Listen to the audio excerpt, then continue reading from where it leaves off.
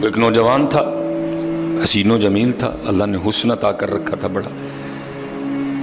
اس نے جب بھی نماز پڑھنے کے لیے آنا نا تو راستے میں ایک عورت تھی، اس کی نظر پڑتی، اور یہ کہا گیا ہے کہ جو نظر ہے یہ شیطان کے تیروں میں سے ایک تیر ہے حضرت، اسی لیے تو حضرت جی نظریں جھکا کے چلنے کا حکم دیا گیا ہے، کیونکہ جو نظر ہے یہ شیطان کے تیروں میں سے ایک تیر ہے حضرت جی۔ پڑھ تو یہ ایک دفعہ جاتی ہے لیکن کتنی دنوں تک حضرت اس نظر کا جو اثر ہے وہ دل سے نہیں جاتا حضرت۔ اپنی نظریں بڑی سنبھالو حضرت، اپنی نظریں بڑی سنبھالو حضرت۔ وہ اس کی تو نظریں پاک تھیں لیکن راستے میں ایک عورت تھی، اس کی پاک نہیں تھی۔ اس نے آتے جاتے جاتے آتے آتے جاتے اس کو دیکھنا، شیطان نے اپنا کام کرنا شروع کر دیا۔ اس نے ایک دن کیا کیا، اس نے اپنی خادمہ سے نا اپنی خواہش کا اظہار کیا، میرا دل کرتا ہے کہ اس نوجوان سے نا تنہائی ملے، لیکن ملے تو ملے کس طرح۔ وہ جو خادمہ تھی ذرا پکی عمر کی تھی، اس نے کہا یہ تو کوئی مشکل کام نہیں ہے، آج ہی رات کو بات بنا دیتی۔ وہ جب عشاء پڑھ کے وہ نوجوان مسجد سے نکلا نا، وہ خادمہ راستے میں کھڑی ہو گئی، اس کو روک لیا، اس کو 2-3 احادیث سنائیں، 2-3 آیات مبارکہ سنائیں کسی کے کام آنے کے حوالے سے۔ ہمارے گھر میں مرد کوئی نہیں ہے، کچھ وزنی سا سامان اٹھانا ہے، اگر آپ اٹھا دیں تو بڑی نوازش ہوگی، اللہ راضی ہوگا، اللہ کے رسول راضی ہوں گے، کہ کوئی مسئلہ نہیں۔ اسی طرح ہوا حضرت، وہ گھر لے گئی، پچھلے کمرے میں لے گئی۔ وہ جیسے کمرے میں داخل ہوئے، وہ عورت پہلے موجود تھی، اس نے جناب اندر سے چٹکنی لگا لی اور اس کے سامنے اپنی خواہش کا اظہار کیا۔ جیسے میں نے کہا نا بڑا مشکل موقع ہوتا ہے، لیکن وہ نوجوان ہماری طرح کا نوجوان نہیں تھا، وہ قرآن والا نوجوان تھا، اس کا تعلق قرآن سے مضبوط تھا۔ اس کو یہی آیت یاد آئی، وَلِمَنْ خَافَ مَقَامَ رَبِّهِ جَنَّتَانِ، جو اپنے رب کے حضور کھڑا ہونے سے ڈر گیا، موقع بھی تھا، طاقت بھی تھی، عمر بھی تھی، خواہش بھی تھی، پھر بھی ڈر گیا، نہیں میرا اللہ دیکھ رہا ہے، میں کل اپنے اللہ کے حضور کون سا منہ لے کے جاؤں گا، کس طرح اللہ اور اللہ کے رسول کی بارگاہ میں کل جاؤں گا۔ سارا کچھ کر سکتا تھا، کوئی تیسرا نہیں تھا، لیکن کیا نہیں، میرا اللہ دیکھ رہا ہے حضرت۔ وہ ایسا خوف طاری ہوا، ایسا خوف الہی طاری ہوا، غش کھا کے گر گئے نیچے، اور ڈر گئی۔ آگے بڑھ کے کسی نے نبض نہیں دیکھی کہ زندہ ہے کہ شہید ہو گئے، انہوں نے سمجھا کہ شاید مر گئے۔ اس نے دروازہ کھٹکھٹایا، باہر سے اس نے خادمہ نے دروازہ کھولا، اس نے کہا یہ تو مر گیا۔ اس نے کہا یہ بھی کوئی مشکل بات نہیں، بھائی نام تو اس پہ لگے گا نا جس کے گھر سے لاش برآمد ہوگی، تم ٹانگیں پکڑو میں ہاتھ پکڑتی۔ انہوں نے تھوڑا سا محنت مشقت کر کے نا اٹھا کے جو باہر کوڑا پھینکنے کی جگہ تھی نا، اس نوجوان کو پھینک دیا۔ اب رات پڑ گئی، بیٹا گھر نہیں آ رہا، باپ پریشان تھا۔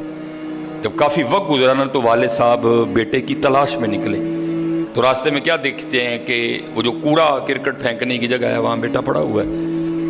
بیٹے کو اٹھایا، گھر لے آئے، منہ پہ پانی کے چھینٹے مارے، بیٹے کو ہوش آئی۔ باپ نے پوچھا پتر کیا ہوا؟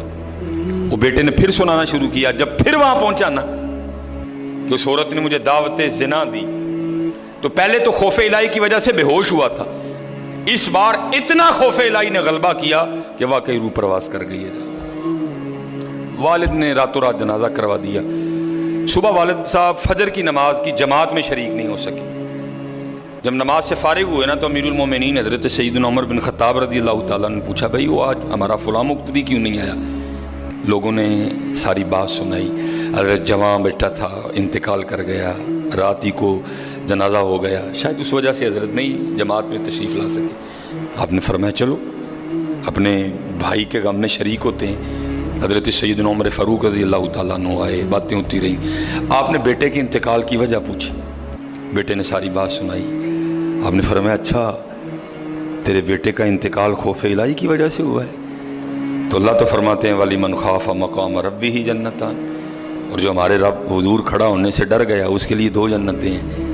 تو چل پھر مجھے ذرا اپنے بیٹے کی قبر پہ لے کے چل حضرت ہے۔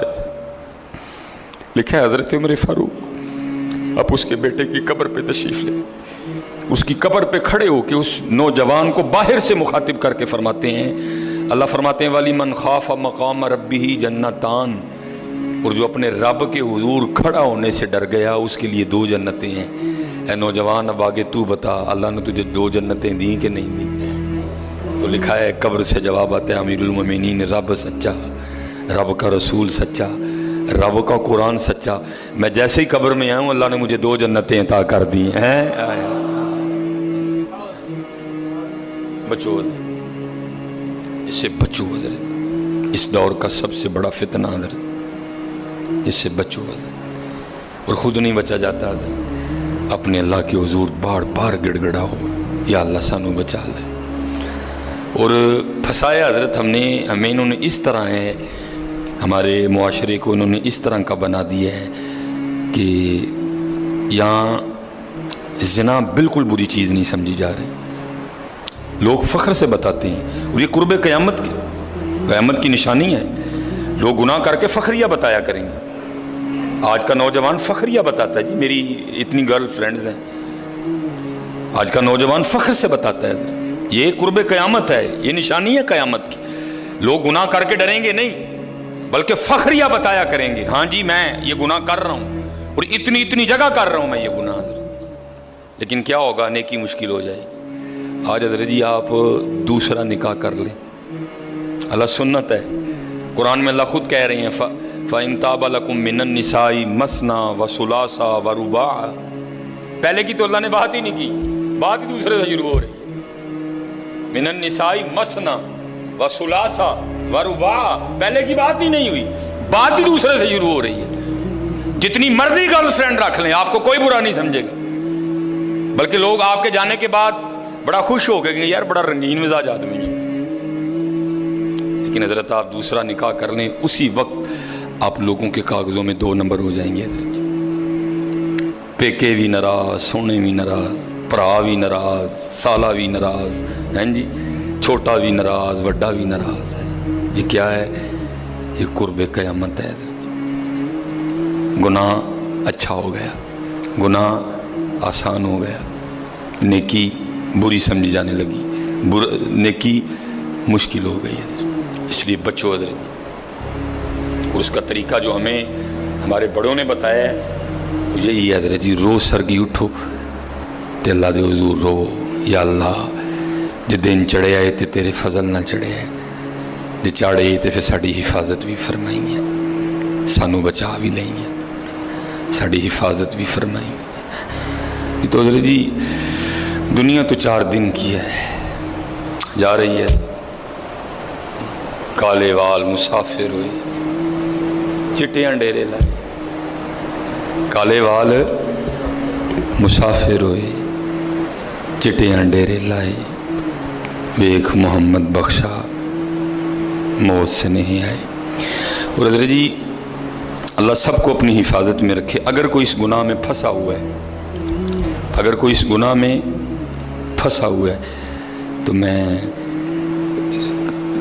کہوں گا کہ توبہ کر لیں سارے حضرت، کیونکہ حضرت یہ وہ گناہ ہیں کر تو ہم رہے ہیں، لیکن اس کی سزا ہماری نسلوں کو بھگتنی پڑنی ہے حضرت۔ کیونکہ امام شافعی رحمۃ اللہ تعالی علیہ فرماتے ہیں زنا وہ قرض ہے جو لے تو رہا ہے لیکن چکائے گی تیری اولاد حضرت۔ زنا وہ قرض ہے جو لے تو رہا ہے لیکن چکائے گی تیری اولاد حضرت۔ اس لیے حضرت جی اپنی اولاد کے لیے، اپنی بیٹیوں کے لیے، اپنی بہنوں کے لیے گڑھے نہ کھودو حضرت، اس سے بچو حضرت، اس سے بچو۔